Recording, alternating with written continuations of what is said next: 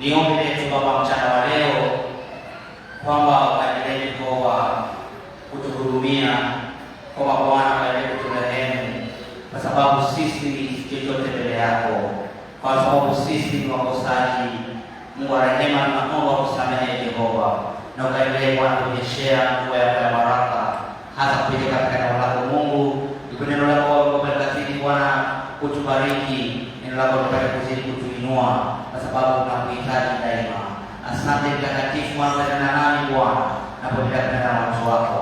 Roho Mtakatifu alikuwa mwalimu kwetu, akaendelea kutufundisha na kuelewa neno lako. Kwa Yesu Kristo Bwana wetu. Amen. Tukae wapendwa. Bwana Yesu asifiwe. Basi nashukuru Mungu katika mwaka huu. Mungu alinijalia kuona mwaka wa 2026 ni kwa neema yake. Wengi walitamani, lakini kama vile tuliweza kusikia kijana wetu katika mwisho kabisa, masaa machache au ni mwaka mwingine, nakuta kwamba mambo yanakuwa sivyo.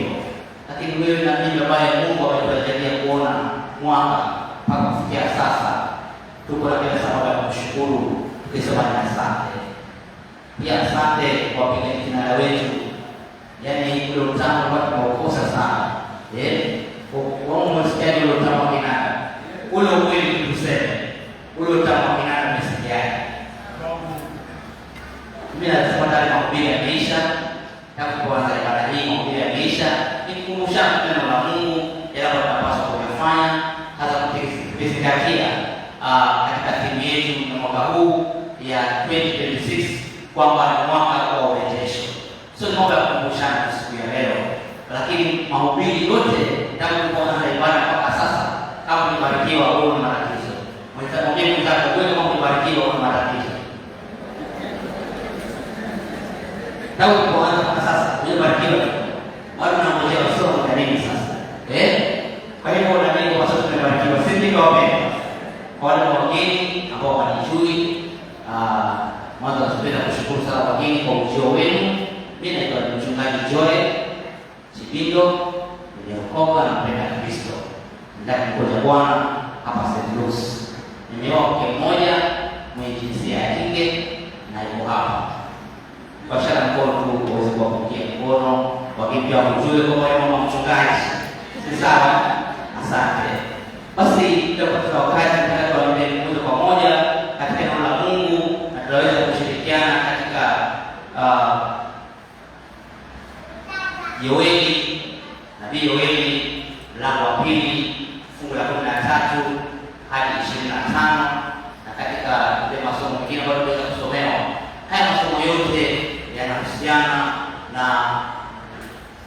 na timu yetu ya mwaka huu, ikiwa ni mwaka wa urejesho, mwaka wa urejesho. Na hivyo kama ni mwaka wa urejesho, basi mwaka wa urejesho ni nini? Urejesho ni nini? What is restoration?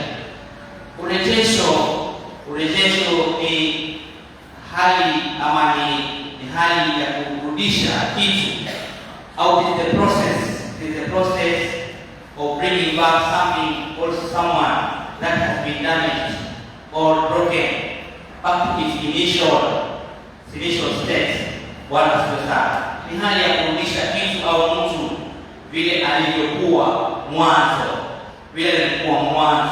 Labda huyu mtu alifikia mahali labda akaharibika ama alipata ajali, lakini sasa huyu ama aliweza kuvunjika moyo alilala. Sasa huyu kumrudisha tena kuwa katika hali ile ya sawa, huyu tunasema kwamba huo katika hali hiyo ndio urejesho. Bwana asifiwe sana. Na tutatoa mfano kwamba tunaona Mungu alipomuumba mwanadamu akamweka katika shamba ya Edeni. Tunaona kwamba lengo lake Mungu ama kusudi la Mungu muumba mwanadamu na kumweka katika shamba la Edeni ni kwamba mwanadamu alikuwa afurahie mema ya nchi, mema katika shamba ya Edeni. Alikuwa anafurahia utukufu wa Mungu. Bwana asifiwe sana. Hiyo ilikuwa ni lengo la Mungu kumuumba mwanadamu. Lakini tunaona kwamba mwanadamu ikafikia mahali akaweza kuiacha njia, akakosa kutii sauti ya Mungu. Na tunaona kwamba mwanadamu akatolewa katika shamba la Edeni. Ule utukufu wake ukatolewa. Bwana asifiwe sana. Ukakuwa na mawasiliano kati ya Mungu na mwanadamu, kwa na mawasiliano. Mungu mwanadamu akawa ametupwa, utukufu ukawa hauko tena.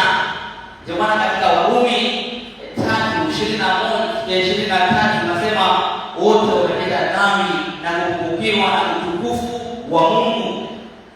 Kwa sababu hiyo basi tunarithi dhambi ya Adamu na Hawa, wazazi wetu wa kale. Kwa utukufu ukawa hakuna.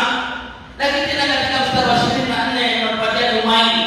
Hiyo Warumi 3:24 tunapata tumaini ya kwamba lakini kwa neema tunapokea zawadi ya ukombozi kupitia kwa mwanawe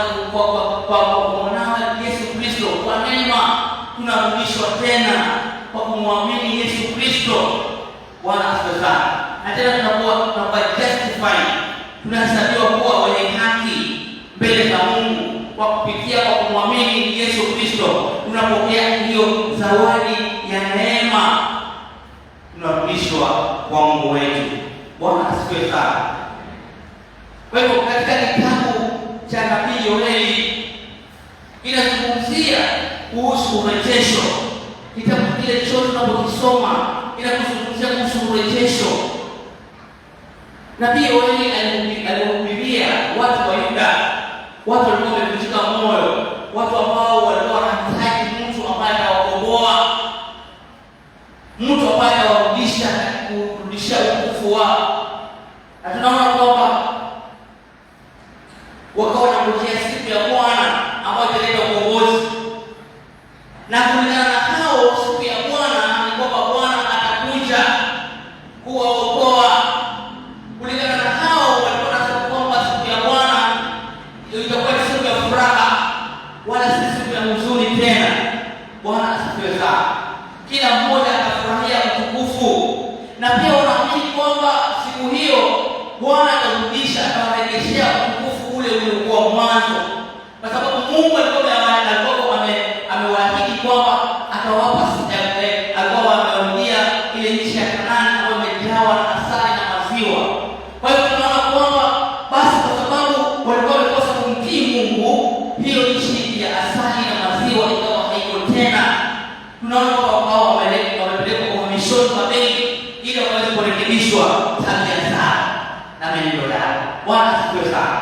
Kwa hiyo utukufu kwa umetoka. So wanaamini kwamba siku ya Bwana itakuwa ni siku ya kuwarudishia utukufu wao. Bwana asifiwe sana. Lakini nabii Yoeli naye anasema kwamba siku hiyo si kama vile tunafikiria, itakuwa ni siku ya kilio na kusakameno. Itakuwa ni siku ambapo Bwana anapokuja ataenda kuhukumu si taifa tu, kama taifa mengine, bali wataanza Israeli. Wataanza na nini ndio waende kwa mataifa mengine. Bwana asifiwe sana. Lakini kwa wale ambao waaminifu, basi Bwana atawarudishia utukufu wake. Atawarudishia utukufu wao. Hivyo ndivyo ambavyo nabii Yoeli anasema. Na ndio maana tunapoangalia katika mstari wa 13, unazungumzia kuhusu kurudishiwa. Rarueni mioyo yenu wala si mavazi yenu, mkarudie Bwana Mungu wenu, kwa maana yeye ndiye mwenye neema, amejaa huruma, si mwepesi wa hasira, ni mwingi wa rehema, naye hughairi mabaya. Nani au aliwahi kwamba hata rudi na kugeuka na kuachia baraka nyuma yake, na sadaka ya unga na sadaka ya kinywaji kwa Bwana Mungu wenu? Kwa hiyo anasema kwamba mtakapomgeukia huyo Mungu na kutubu, basi naye atawarudia ninyi, atawarudishia yale ambayo mmeweza kupoteza.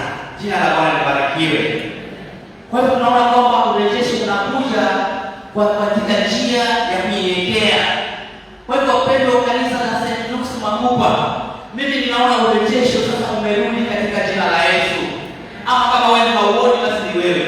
Lakini mimi ninaona kuna urejesho katika kanisa hili. Bwana asifiwe sana. Mwaka huu utakuwa ni mwaka wa urejesho. maana yale ambayo wewe umepoteza miaka mingi, mioyo yetu imekuwa imeumia na muda mwingi, lakini sasa nataka niwatangazie kwamba urejesho umerudi katika kanisa hili. Bwana asifiwe sana. Utukufu wa kanisa hili umerudi. Nakumbuka nikiwa mwanafunzi miaka ya nyuma nikija hapa, nilikuwa naona utukufu hapa. Amen. Kwa naona utukufu. Lakini niliporudi tena sasa unaangalia hivi bora pamekuwa kwa bungi. Mpaka nilikuwa mwoga kama wasiwasi. Nasema kwa nini makupa yote niliacha? Bwana sasa. Lakini sasa kumbe Mungu anasema utakaponinyukia. So ninaamini kwamba kuna watu wachache ambao wamesimama katika maombi katika kanisa hili. Kunao ambao wamesimama katika zamu kuombea huduma za kanisa hili. Mungu azidi kuwabariki ili waombee. Kwa sababu sija kwa rahisi. So wapendwa, tunapoangalia katika urejesho huu na ahadi hizi za Mungu za kuhusu urejesho, tunapata kuangalia kuhusu mwaka ama ule muda ambao umeweza kuharibiwa na nzige. Bwana sasa hapa katika mstari wa 25 katika Yoeli anazungumzia kuhusu mwaka uliokuwa na nzige nitawarudishia. Nasema hivi Yoeli 2:25 kwamba nami nitawarudishia hiyo miaka iliyoliwa na nzige na parare na marumaru na tunutu, jeshi langu kubwa lililotuma kati yenu. Bwana asifiwe sana. Nami nitapata kuwarudishia miaka ile iliyoliwa na nzige, miaka ile ilikuwa ya mateso, miaka ile ambayo ilikuwa kuna tumaini, miaka ile ambayo kwa kweli watu wangu walikuwa wanateseka. Ninaenda kuwarudishia miaka ile ambayo ilikuwa ni ya shida. Bwana asifiwe sana. Wangapi wanajua nzige hapa? Nzige. Najua nzige. Nani mkoshaona nzige? Si grasshopper, tapiga na grasshopper. Nzige ilikuwa hata mimi mwenyewe sikuwaona kwa sababu ilikuwa ni wakati ule wa zamani. Wakina wazazi wetu ndio waliona nzige. Wanasema kwamba walikuwa nzige kwa kusema katika huu mti hapa. Wakija kama swam, wakianguka katika huu mti, wanamaliza kila kitu, majani yote pale wanamaliza. Wakianguka shambani kwako, wewe rafiki yangu ukifika hapo kushika kichwa tu na kulia. Nzige hao na wanyama wazuri, ni grasshoppers, lakini more than grasshoppers. Locusts, yes, na grasshoppers na locusts. Hao wanyama walikuwa ni wabaya sana. Bwana asifiwe sana.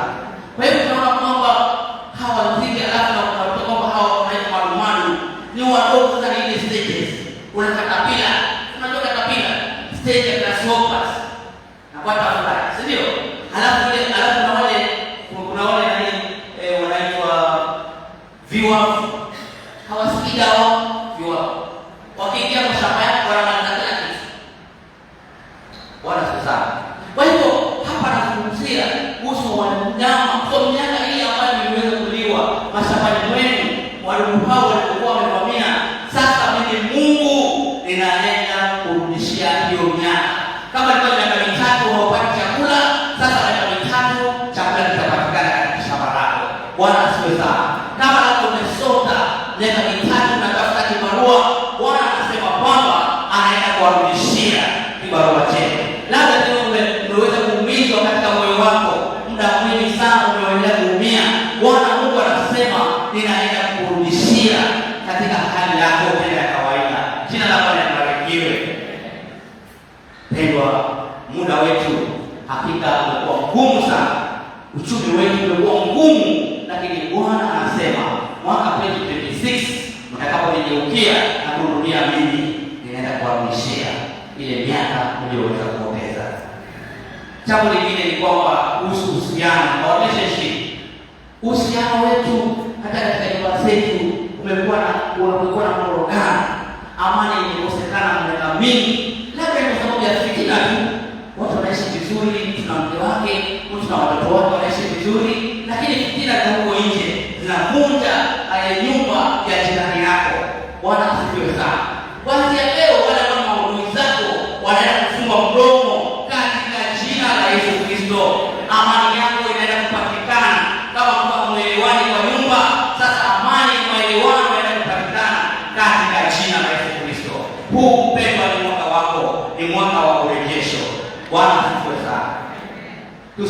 shetani atawale nyumba zetu hata kidogo. Hizi nyumba za wateule, sisi tumechaguliwa, Bwana kutuita kwa majina yetu.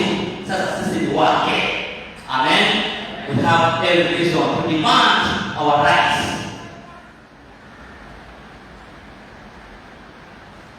Mwaka huu ni mwaka wa ukombozi, ni mwaka wa Jubilii.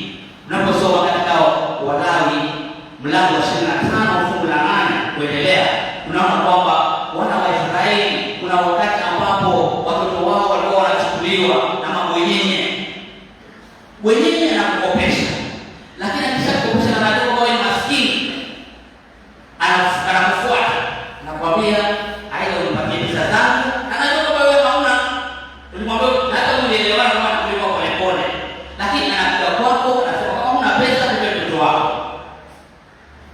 Sasa wewe una uchungu, utafanya nini? Na yeye ana pesa sana, vile mtoto unampeana anaenda kukaa huko anatumikia, lakini tunaona kwamba after 25 years after 25 years there's another Jubilee. After 25 years there's another Jubilee. Si 25 tunasema ni siku ya Jubilee, na 50 years ni golden Jubilee, si ndio? Sasa ndani ya miaka 25 kunakuwa na ukombozi, na tumekuwa 2025, ndio sasa tunapoingia 2026, huu mwaka ni wa ukombozi. Amen. Kwa sababu already tumemaliza 25 years after 20,000, ndio tumemaliza 25. So which means it is a year of Jubilee. Bwana asifiwe sana. Huu ni mwaka wetu wapendwa. Hii timu ya mwaka huu inaingiana kabisa vizuri kwamba ni mwaka wa urejesho. Sasa wakati huo wana Israeli baada wakati wa kusherehekea Jubilee, sasa unaambiwa kama wako na mtoto paisi wako unamrudisha kwao. Kama ulikuwa unachukua shamba kwa si yako unampatia mwenyewe. Kama ulikuwa unadhulumu mtu unamrudisha mwenyewe. So walikuwa wanaita kwamba ni mwaka wa ukombozi. Sile Jubilee party, hapana. Si Jubilee party. Hii ni mwaka kwa Jubilee walichukua huko kwenye Biblia. Sisi tunajua kwamba Jubilee ni mwaka wa urejesho.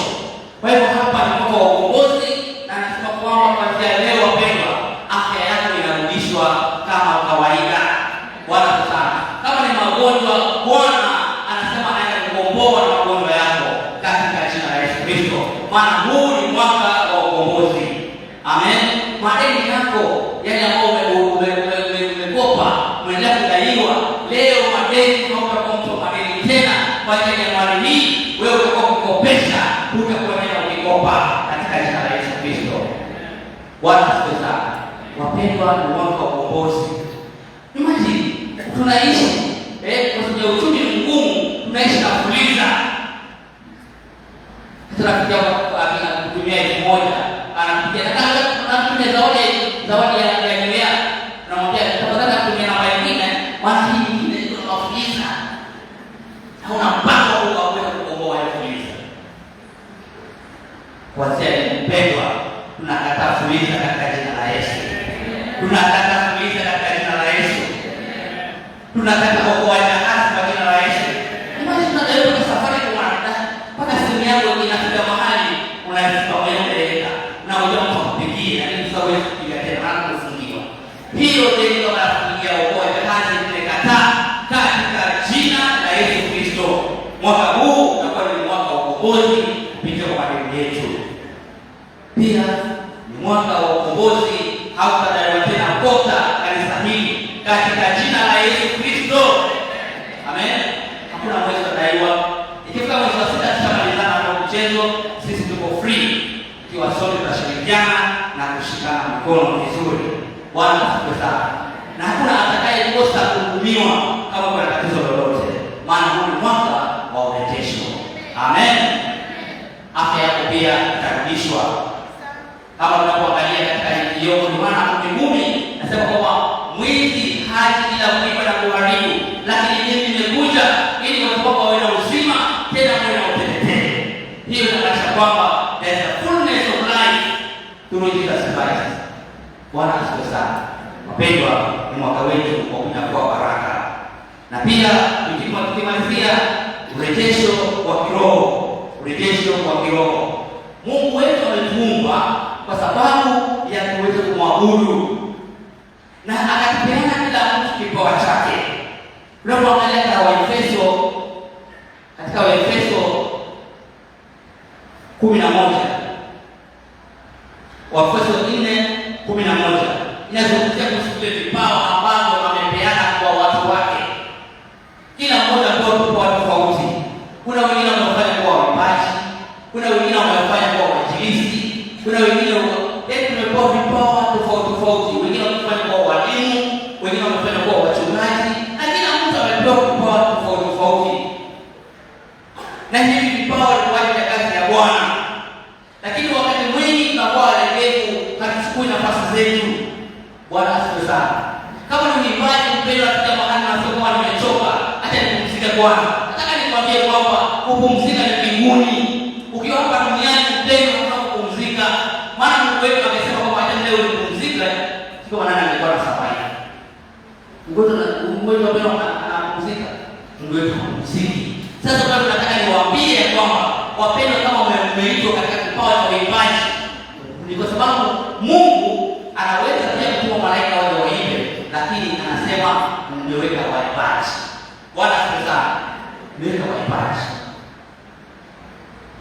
Mungu anaweza kutuma malaika wahubiri injili kama vile alivyokuwa akifanya mara ya kwanza. Akaenda kwa wachungaji kule, akawaambia na wachungaji wakaanza kuhubiri injili. Lakini sasa siku hizi anaweka wainjilisti wako hapa. Bwana asifiwe sana. Tafadhali nakuomba utafute uko wapi wewe. Ulize mwenzako uko wapi katika huduma ya Mungu. Je, wewe ni mwinjilisti? Ulize wewe ni mwinjilisti? Je, wewe ni mwimbaji? Amen. Kila mtu ana mahali kwake. Tufanye kazi ya Bwana. Huu ni mwaka wa rejesho. Usiangalie mtu. Hapana. Jiangalie wewe mwenyewe. Mungu ameniita na mimi kama ameniita ni kazi gani ambayo nataka kufanyia. Kuna wimbo ambao unaimba na mchezo wa Easter Revival. Nasema la la la